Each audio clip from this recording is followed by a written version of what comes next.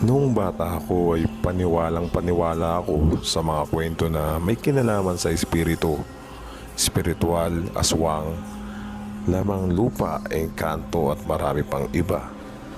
Nakakatawang isipin na mabisang pamamaraan ito ng mga matatanda upang takutin ang mga batang madalas maglaro tuwing gabi o dili kaya sa mga batang hindi natutulog ng maaga. Pero lumipas ang panahon, tumanda na ako. Hindi ko akalain na ngayon ko lamang mararanasan ang tunay na kababalaghan na nagpamulat sa akin na hindi lang ako, tayo, nag-iisa sa mundong ginagalawan natin. Buwan ng Enero ng nakaraang taon, 5 buwan ng nagdadalang tao ang aking nakatatandang kapatid na itago na natin sa pangalang Erica. Mag-isa siya sa kanilang bahay tuwing sasapit ang gabi sa kadahilan ng minsan lang umuwi ang kanyang asawa dahil sa pagtatrabaho. Pansamantala, habang wala ang kanyang asawa, ako madalas ang pinagbibili ng samahan siya tuwing gabi. Dito ka na nga humiga, paanyaya sa akin habang itinuturo ang bakanting pwesto na kanyang katabi. Agad naman akong sumunod sa kanyang alok at tumubi sa kanyang kama. Bandang 3:00 na ng madaling araw. Nang mga oras na iyon ay kailangan na naming matulog dahil masama para sa kanya ang magpaabot ng ganong oras. Ganon din sa akin na may pasok pa kasi ako kinabukasan. Gumilid ako ng pagkakahiga, paharap sa pader. Erica, si ate naman ang paharap sa pinto. Ilang oras na akong tulog nang bigla ay makarinig ako ng isang ingay mula sa likod bahay. Dahan-dahan kong iminulat ang mabigat kong mata dahil sa kulang pa ang tulog, ang hirap nitong imulat. Tiningnan ko si ate kung nagising ba siya dahil sa ingay, pero tila payapa pa rin ang kanyang pagkakatulog. Nanatili akong nakahiga habang pinakikiramdaman ko ang buong paligid. Hindi pa rin natigil ang ingay at patuloy lang ito sa pangangalampag ng aking gabi. Ayon sa pagkakaintindi ko sa tunog, 2 pusa ang pinanggagalingan ng ingay. Isang malakas na tunog na pangkaraniwan lang para sa mga pusa at isang mahina na malalim na pagngiyaw at tiyak na katatakutan mo. Bumaba ako sa kama at dahan-dahan kong tinunton ang pinanggagalingan ng ingay sa likod bahay. Binuksan ko ang ilaw sa likod at saka dumungaw sa bintana. Doon ko lamang nakumpirma na 2 nga ang pusang naandon na tinamaan ng ilaw at naaninag ko ang mga mata nito. Isang ordinaryong puting pusa at isang kakaibang itim na pusa na may berdeng mga mata. Nagtaasan ng balahibo ko sa katawan. Halos hindi ako makagalaw. Nakapaling ang tingin ng pusa sa aming pintuan. Samantalang ang isa naman ay diretso lamang ang tingin na tila nag-aabang na pagbubuksan ko siya ng pinto. Dahil sa takot ay kumuha ko ng maaring ibato upang umalis sila. Agad namang umalis ang puting pusa matapos kong batuhin na siyang iba naman ang ginawa ng isa. Nananatili ito at hindi alintana ang ginawa kong pamamato. Ang mga mata nito ay tila nagmamatsyag, nangingilatis, nagpapadya. Dahil sa hindi pa rin umalis ang pusang iyon, ay kumuha na ako ng patpat. May maliit kasing siwang sa pinto, ipinasok ko ang patpat at pinilit silang abutin. Buong tapang kong iwinasiwas sa kanyang harapan ang hawak kong patpat. Pero hindi nito napapansin ang ginagawa kong pambubugaw. Nakatingin lang ito at patuloy ang pagngiyaw. Anong ginagawa mo? Halos malaglag ang puso ko nang biglang magsalita si ate mula sa likuran ko. Ate, tinatakot mo na naman ako. Sagot ko habang sapu-sapu ang aking dibdib. Natigilan ako sa pagkikipag-usap kay ate. Nang maya-maya ay naging matinis ang pagngiyaw ng pusa. Tumayo ito at inilabas ang mahaba at matatalas na mga kuko. Otomatiko ko nang ihampas ang hawak kong patpat. Nakailang ulit pa ako bago po tuluyang may tabuyang itim na pusa. Pero bago ito umalis ay tiningnan ako nito ng masama at nagpalabas muli ng isang matinis na ngiyaw. Habulin nga ako matapos sumarap kay ate. Nakakunot ang kanyang noo dahil sa pagtataka. Nang may masmasan ako ay kunento ko sa kanya ang buong detalye. Agad namang nagsiyakyatan at kilabot ng kanyang katawan. Kinabahan din si ate. Nagtayuan ang kanyang mga balahibo. Parehas kami nang hinala na may kakaiba sa pusang iyon. Pero hindi ko na inakala na masusundan pa ang mga kababalagang iyon, lalo na pag madaling araw. Nagdaan ang mga gabi pero naging tila ang katahimikan nito ay nagdadala ng milyong kilabot at nagbabadya ng panganib. JC, isarado mo na nga ang bintana. Utos sa akin ni ate bago kami matulog ulit. Lumapit ako sa bintana at inabot ang isang bahagi nito. Pero bago ko pa man isara yun, ay lumingalinga muna ako sa paligid. Sa tapat ng bahay namin ay may isang poste na tama lang para malimliman ang buong kalsada. Habang ako ay abala sa paggalugad ng tingin, isang bagay ang dumaan sa ilaw ng poste. Sa tansya ko ay paniki iyon dahil hindi naman ganoon kalakihan ang anino nito at tumatama pa sa lupa. Nagtataka ako nang bigla ay umulit ang pagdaan nito sa ilaw ng poste. Hindi lang isa kung hindi maraming beses itong paulit-ulit. Agad kong isinara ang bintana sa takot kong mas pabigla ako kung sumunod ng mangyari ay pumasok sa bahay. Matapos kong ang maisarado ang bintana, hindi pa ako nakakatalikod. Bigla na lumagabag ang isang bagay. Pero kumakaluskos ito sa bintana. Tumatama hanggang sa aming bintana ang palakpak ng bagay na iyon. Paulit-ulit siyang tumutunog. Nasa tingin ko ay isang paniki. Agad kong tinawag si ate para sabihin ang pangyayaring iyon. Nananaig na ang takot sa aming mga kalamnan.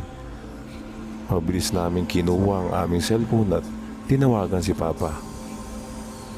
Hindi ko akalain na maging sa syudad ay talamak ang mga kababalaghan. Alam naman kasi natin na ang ganitong kwento ay pambata lamang at malimit sa probinsya lang nangyayari ang mga ganitong kababalaghan. Nang dumating si Papa ay bitbit niya nga ang isang baseball bat, isang supot ng bawang. Nangunot tuloy ang noo ko. Pa, para saan naman yan? Tanong ko tungkol sa bawang na hawak niya. Inilapag ni Papa ang bitbit bago nagsalita. Para sa inyo, pamprotekta. Sagot niya. Aswang? Mga kakaibang nilalang na ang pakay busogin ng kanilang mga tiyan gamit ang pagpatay sa mga nilalang na may buhay na matitipuan nila. Nang bata ako ay nakwento na sa akin ang tungkol sa mga nilalang na ganyan. Isa sila sa lubos na kinatatakutan ko nang bata pa ako. Kumuha ka na sinulit at karayom. Utos niya sa akin. Dito ka naman sa tabi ko. Baratan natin itong bawang. Ani naman ni ate. Matapos kong kunin ang sinulit at karayom, nakita ko silang hinihimay ang bawang. Tinatanggal ang balat nito at hinihiwalay sa pagkakakumpol. Kinuha sa akin ni Papa ang karayom at sinulit at saka tinahi ang bawang. 5 pirasong bawang sa kada sinulit. Bawat tinahing bawang ay inilagay sa gilid ng bintana at maging sa pintuan. Hiniwaan din ng kaunti ng mga ito para mas umamoy. Okay na yan, matulog na kayo. Masyado pang maaga, aniya at saka lumabas ng bahay si tatay.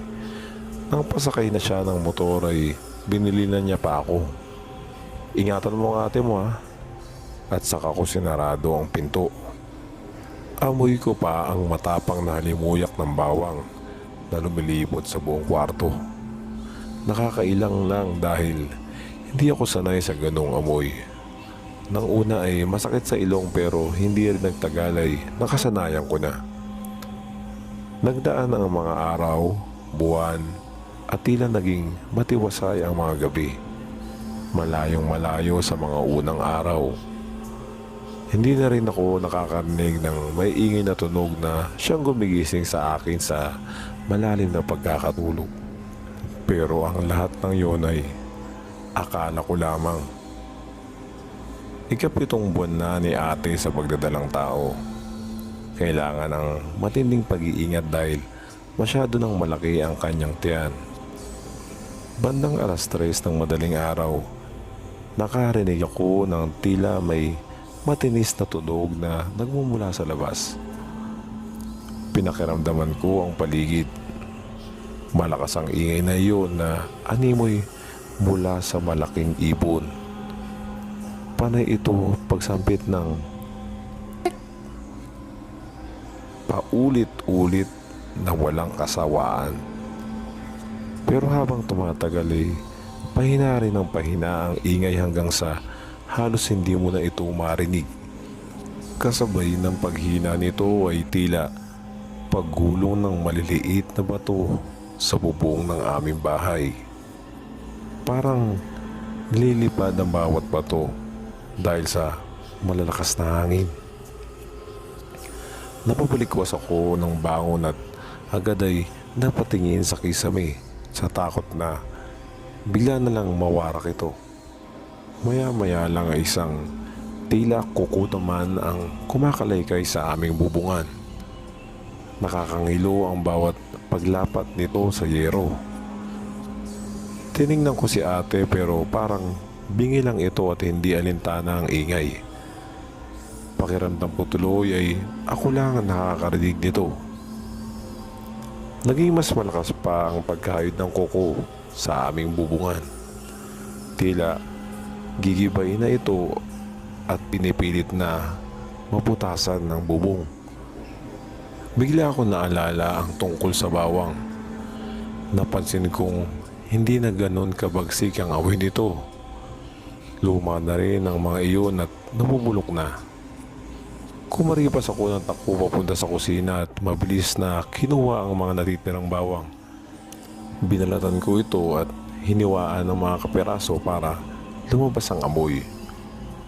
Inilagay ko ang mga nahiwang bawang banda sa may bintana upang hanggang sa labas ay maamoy ito. Kasabay noon ay ang pagtigil ng pangangalaykay sa aming bubong. Maging ako ay natigilan at pinakikiramdaman ng buong paligid. Wala nga akong maramdaman na sa paligid noong mga oras na yon. Normal ang lahat. Doon lamang ako nakahinga ng maluwag. Pero bago pa man iyon ay isang malaking anino ang tumama sa aming bintana. Mas mabilis kaysa sa pagkurap ng aking mga mata. Nakakatawang isipin na nagpaparamdam lamang sa amin ang mga nilalang na iyon sa tuwing makakaligtaan namin ang aming proteksyon. Ginamit nila ang pagkakataon na iyon upang kami ay sindakin. Nanganak na ang aking kapatid, ngunit sa kasamaang palad ay premature ang baby. Kaya kinailangan itong pansamantalang tumira sa ospital upang matutukan ng mabuti. Madalas ay walang tao sa bahay nila ate. Sa tuwing gusto kong mapag-isa para mag-aral ay doon ako natutulog. Sa aking pag-iisa habang nakahiga at handa ng matulog ay nakarinig na naman ako ng bato na tumama sa pintuan. Maliliit na bato yun dahil sa tunog nito. Ipinagsawalang bahala ko na lang ang hindi ko alam na nangyayari. Tutal wala naman na siyang masasaktan dahil si ate nanganak na at wala naman doon. Kinaumagahan ay napakinggan ko ang mga matatandang nag-uusap habang ako ay nabili sa tindahan. Umalis na raw kagabi yung matandang nakatira dyan. Ani ng isang tsismosa. Mabuti na lang talaga. Napaka-misteryoso kaya niya. Biruin mo, natutulog sa umaga at mulat sa gabi. Sino bang tao ang hindi matatakot sa kanya? Ani naman ang isa. Napatingin ako sa bahay na tinutukoy nila. 2 bahay lang ang pagitan nito mula sa bahay ni ate. Napaisip tuloy ako at nagtaka dahil sa pagkakatanda ko, 8 buwan pa lang si ate na nakatira doon. Ibig sabihin ay pantay sarado niya talaga ang pagbubuntis ni ate. Pinilit niya mang kuhain ang bata. Hindi niya nagawa.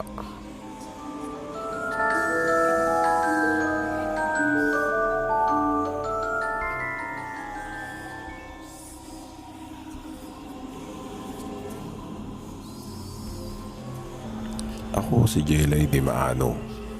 Lumaki ako sa lola ko kaya Lola's Girl kung tawagin.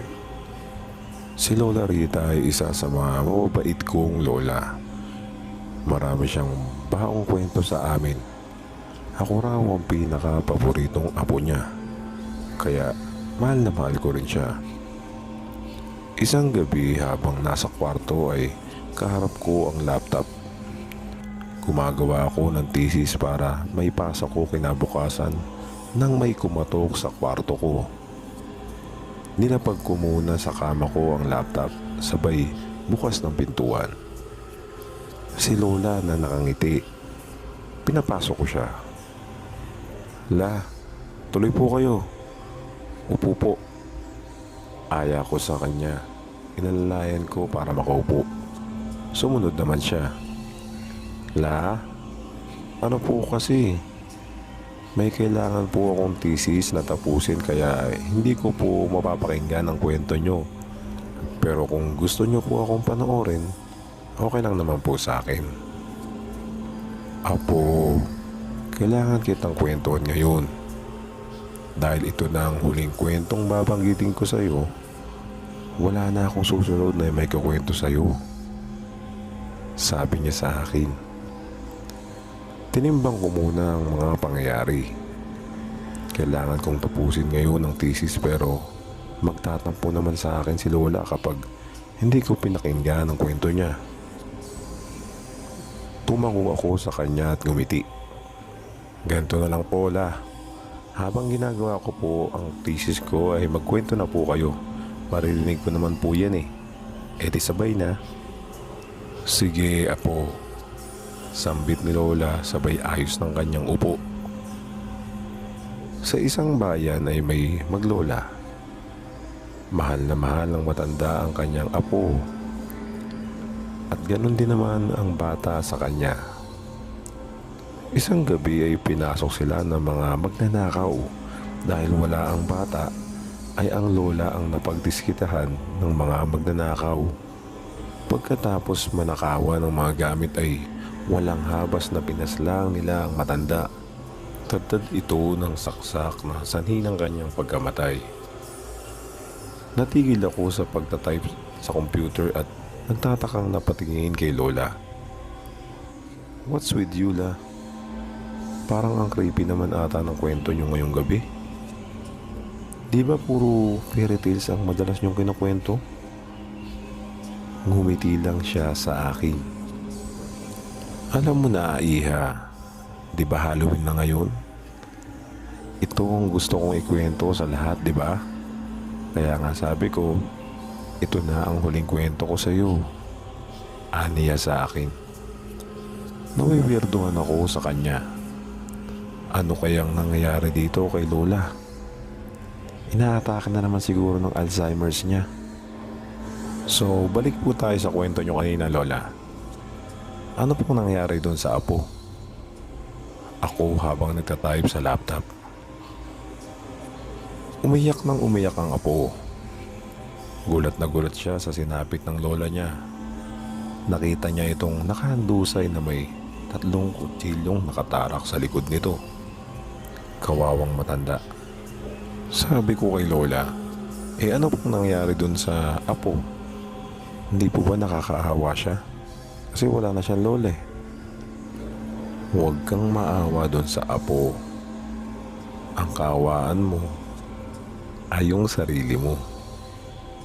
Sabay lingon sa akin ni Lola na may konting pagngiti. Pinanayon ako ng balahibo kasi hindi ko alam kung anong ibig sabihin nun. Lumipas ang mga ilang oras, abala pa rin ako sa pagtatype sa laptop ko. Mayroong nagpupumilit na magbukas ng aming doorknob. Hindi ito ordinaryo. Alam mong pinupuwersa niya yung pinto para mabuksan. Kinabahan ako. Inisip ko kaagad, nasa kaya si Lola? Tulog na kaya siya? Hindi muna ako bumangon sa aking pagkakaupo. Pero pinapakiramdaman ko ang nangyayari banda sa may sala. Nang silipin ko ito ay totoo nga na may nagbubukas ng aming doorknob. Naglock ako ng pintuan. Yung pinto ko kasi ay may maliit na silipan sa gitna. Kaya kita mo ang nangyayari sa labas. Nabuksan na nga ng lalaki ang aming pintuan. Balot ang mukha nito ng isang itim na tela. At wari mo'y nagmamadali na may parang gustong makuha sa isang bahay. Mag-isa lang ito. Pandala siya sa pag-alughog sa aming bahay. Wala na akong nagawa ng mga oras na yun kundi titigan na kung anong sunod niyang gagawin. Dumiretso nga ito sa kwarto ni Lola. Gusto ko pumunta roon at pigilan ang lalaking iyon. Ngunit wala akong magawa. Ang tanging narinig ko na lamang ay pagsigaw ni Lola. Kinabahan ako at pinanayuan ng balahibo. Tumakbo ko sa isang maliit na bintana na meron ako sa kwarto. Paraan ko para makalabas at makatakas. Hindi ko na alam ang sumunod na mga nangyari. Tumakbo ko na malayong malayo sa bahay namin. Nang pagputok ng araw ay pinilit kong bumalik kahit kinakabahan ako. Gusto kong tingnan kung ano nangyari sa amin, sa bahay, at lalo kay Lola.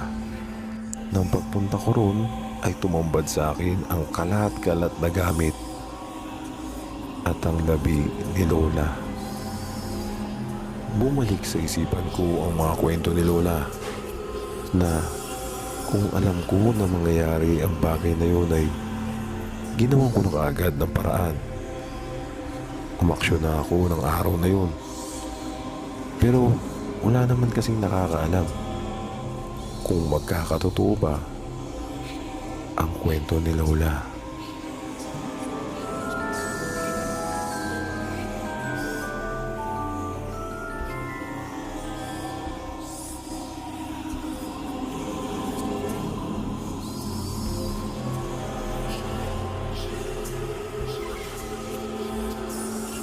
Si Lilibet ay isang nursing student.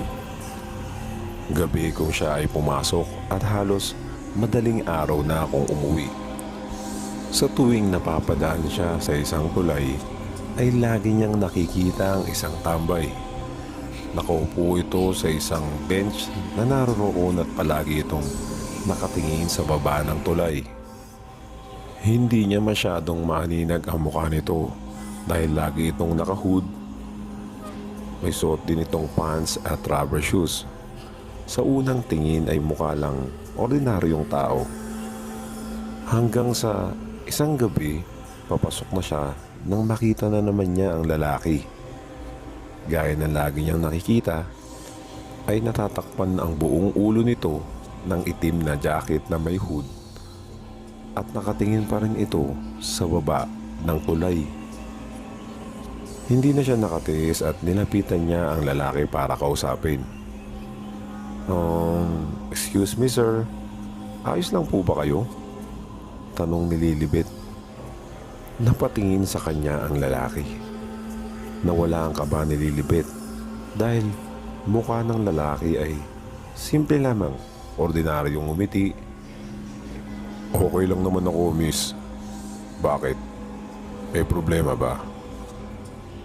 Medyo nakaramdam ako ng konting kaba dahil sa malaking boses nito na parang nanggagaling sa ilalim ng balon. Kasi ho, madalas ko po kayong nakikita dito na nakatingin sa ilalim ng tulay. Matagal na po ba kayo dito at tagasan po ba kayo? Tanong ko sa kanya. Bakit ba kailangan mong tanungin? Ano pong pakay mo? Tsaka kahit noon pa man madalas na ako rito. Paborito ko kasi ang lugar na ito. Sambit sa akin ng misteryosong lalaki. Bigla ko naman naisip at na-curious na rin ako kung ano bang meron sa baba ng tulay. Hindi ko rin kasi makita kung anong meron. Madilim, tahimik at parang nakakabasag ang katahimikan niya. Sobrang pananayuan ka ng balahibo. Yung iisipin mo na huwag ka nang bumaba papunta dun. Napaka-misteryoso talaga ng lalaking iyon. At the same time, parang weirdo siya. Napalingon ako sa di kalayuan. Kasi kalsada nga yun, so marami ka talagang takaw atensyon. Nang binalik ko ang tingin ko doon sa lalaki, ganun na lang ang pagkagulat ko. Dahil wala na ito sa upuan niya. Nasa na yun? Ang bilis naman natang mawala. Baka tumakbo na. Nasabi ko na lang sa isip ko. Aalis na sana ako nang may sumitsit sa akin. Psst! Psst! Psst! Palakas ito ng palakas. Natatakot ako pero sinubukan kong tingnan kung sino yun at saan nanggagaling. Habang malakas ang loob ko ng mga oras na yun ay sinilip ko bandang ilalim ng tulay nanggagaling ang tunog. Lakas loob na tinungo ko ang bandang ilalim ng tulay. Laking gulat ko na ang lalaking kausap ko kanina ay nakalutang sa hangin. At ganun na lang ang takot ko nang makita ko ang katawan niya na sa batuhan sa ilog ng baba ng tulay. Sumigaw ako nang makita ang itsura ng agnas na bangkay. Isang babae ito na naka-nurse uniform at may mahabang buhok. Last month ay mayroong napabalitang pinagsasaksak at ginahasa ng mga tambay dahil gabi na ito umuwi. Wala kasi masyadong dumadaan dito sa tulay ng mga ganong oras. Hindi nakaligtas ang kawawang nursing student. Ng mga oras nga na yun ay panindig balahibo kung nagtatakbo papalayo dun sa tulay para kalimutan ang nangyaring iyon. Pero nasa isip ko pa rin ang hindi matahimik na kaluluwa ng nursing student na walang awang pinaslang. Ang pinagtataka ko lang, ano ang kaugnayan ng misteryosong lalaki dun sa nangyari sa nursing student? Kinabukasan pagkagising ko ay akala ko limot ko na ang nangyari na yun. Pero nagtanong-tanong ako banda sa barangay namin kung anong nangyari dun sa case ng nursing student. Kung nabigyan ba ng hustisya yung pangyayari. Ang sagot sa akin ng karamihan ay hindi pa raw nasosolve ang case at wala pa rin nahuhuli na suspect sa mga pangyayari.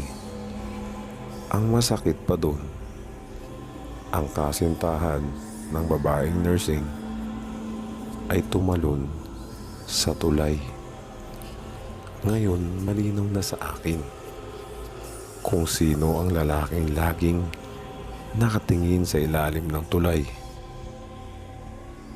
Hindi kaya't sa akin lang siya nagpapakita ng mga araw na lumipas para kausapin ko ang kanyang kaluluwa. Isa pa doon ay maungkat ang kaso ng kanyang girlfriend para mabigyan ito ng hustisya.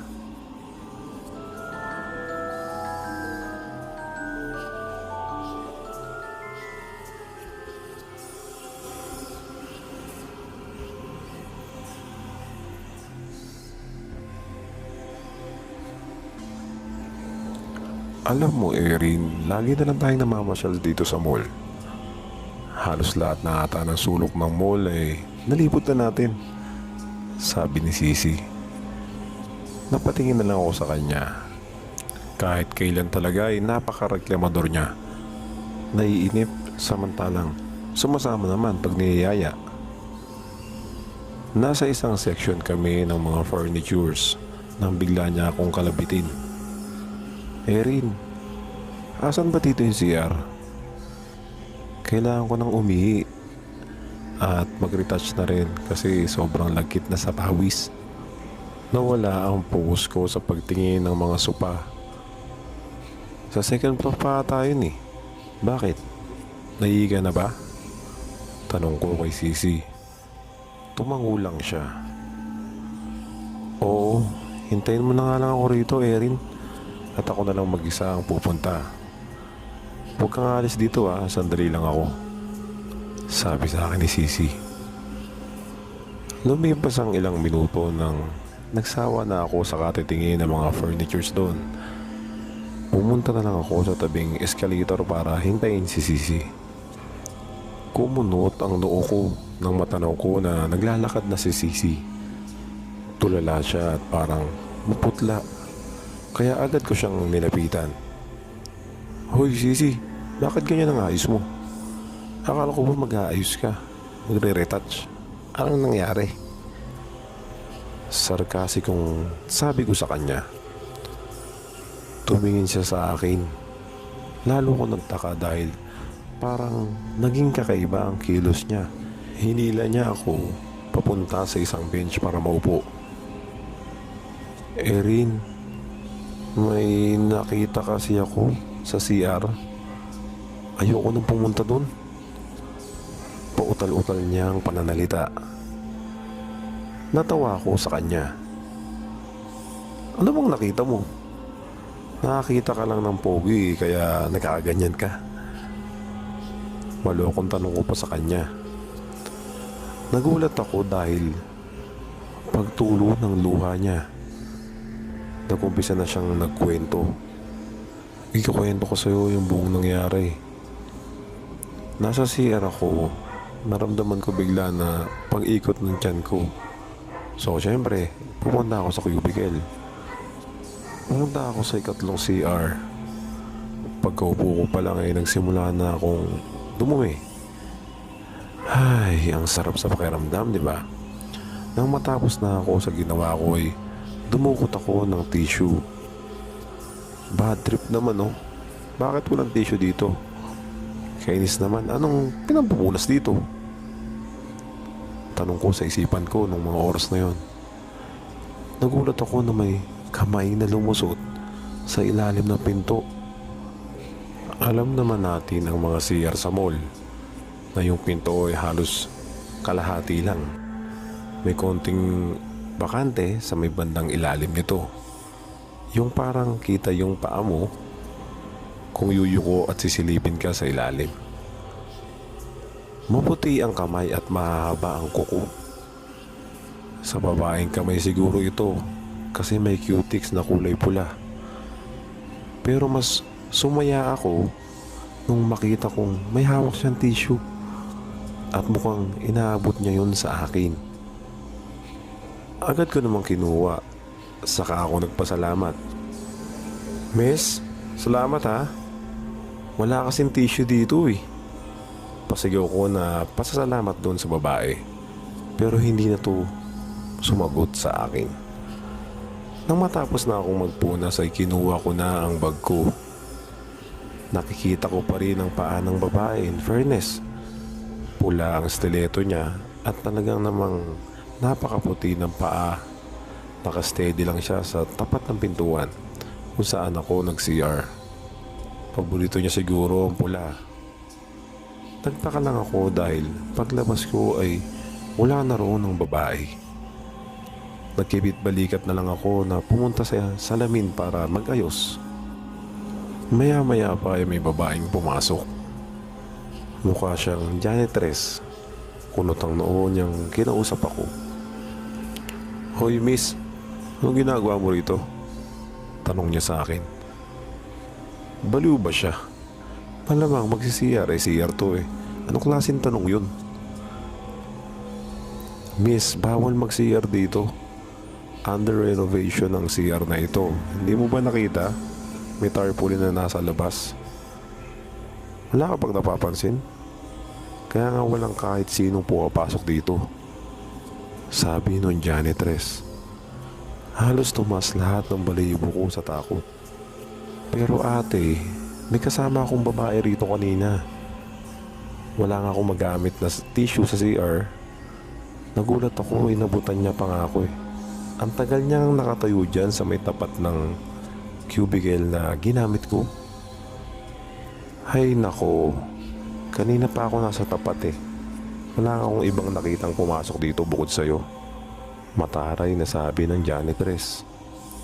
Saka, kaya nire-renovate tong CR eh. Kasi may nagpakamatay dito. Hindi pa napapablisingan to.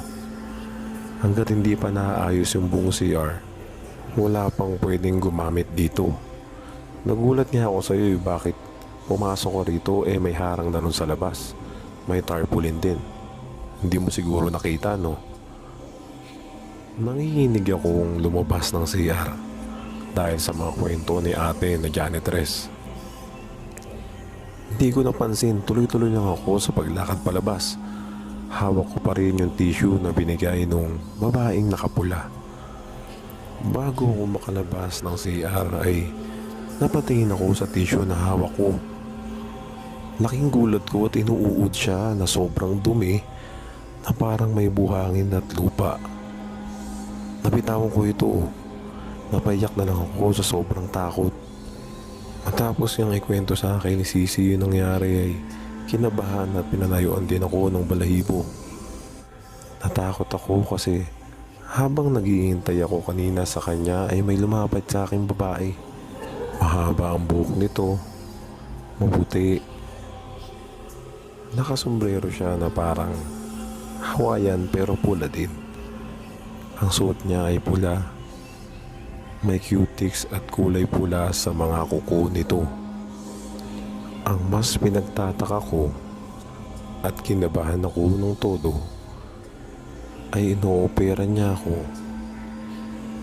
ng isang tissue.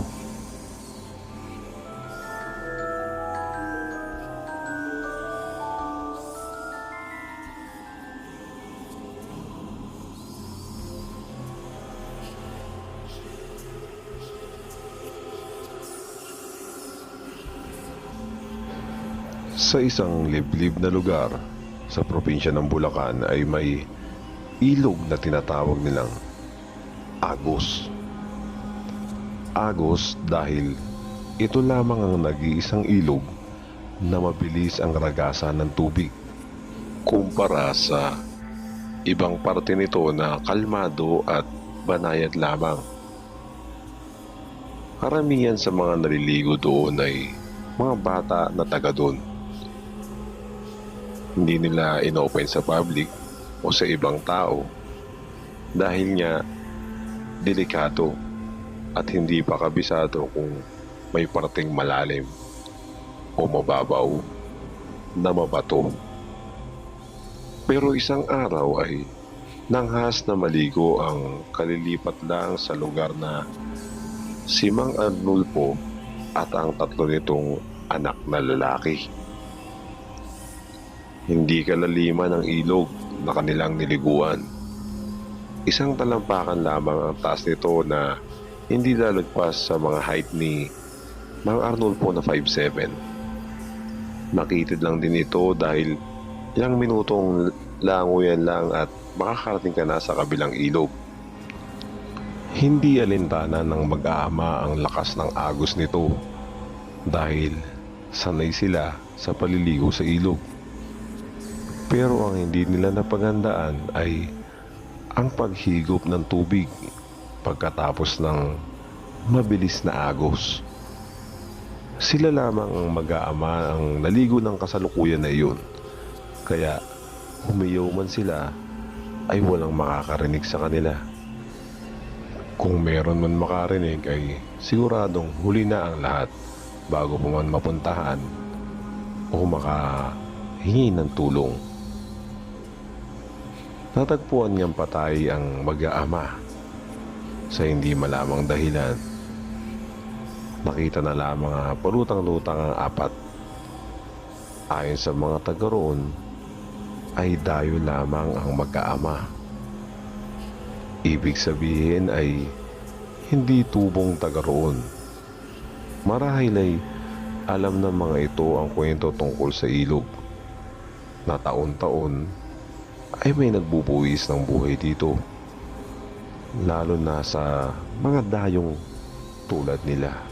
Sabi ng nakararami, kahit gaano ka kagaling sa paglangoy ay wala kang ligtas kapag ikaw ang napiling magbuwis ng buhay. Hinihigop ang iyong mga paa pailalim. Wala kang magagawa, wala kang pagpipilian kundi salubungin ang iyong kamatayan sa ilog na tinatawag nilang Agos. Simula noon ay nilagyan na nga ng harang ang daanan papunta sa ilog. Masakit man tanggapin para sa mga mamamayan na malapit doon. Akala kasi nila ay isa to sa mga magiging tourist attraction. Pero mas naisip ng mga residente na mas masakit kung taon-taon ay may mamamatay doon sa ilog. Magpasa ngayon ay wala nang balita sa ilog na yun. Naging masukal ang paligid banda doon. Kahit kasi mga residente na malapit doon ay hindi na rin nagawang maligo o puntahan ng ilog na yun. Kapag mapadaan ka raw kasi sa papunta doon sa agos ng ilog, ay may maririnig kang sumisigaw at humihingi ng tulong. Yung tunog ng nalulunod na tao, ganon ang sigaw at tinig na maririnig mo. Maaaring yun ang mga hinaing ng mga taong kaluluwa na naghirap at namatay sa ilog ng Agos.